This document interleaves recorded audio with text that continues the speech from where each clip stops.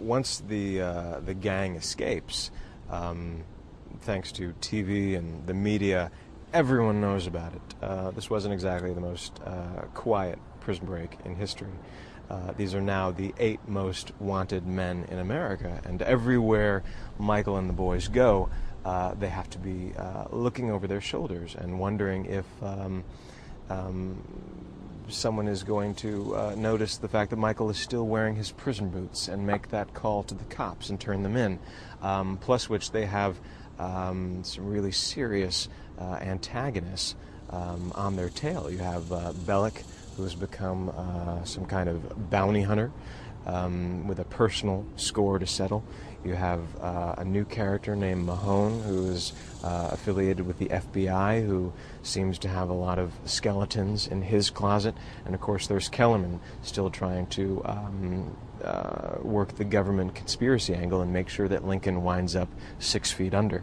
And it's been interesting as an actor, because I was looking forward to leaving the prison behind, but now I look back on these long and leisurely scenes in the prison yard where we're just talking about this, that, and the other thing, occasionally wondering if a CO might be listening in. But this season we're free, except every scene seems to have the sense of tension and dread, because anyone could be coming at you from anywhere at any time. Breaking out of prison hasn't, it doesn't mean that the best part of the show is behind us.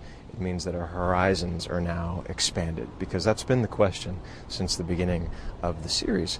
The show is called Prison Break. What happens when the guys eventually break out? But that's really just the beginning of the story, and Michael has a very detailed plan that only comes into effect post-escape. There's the $5 million in Utah that he needs to get his hands on. There's the government conspiracy that put his brother behind bars in the first place. And his priority is making sure that both he and his brother get out of the country alive. And I think he's going to find that that's not as easy as he might have anticipated.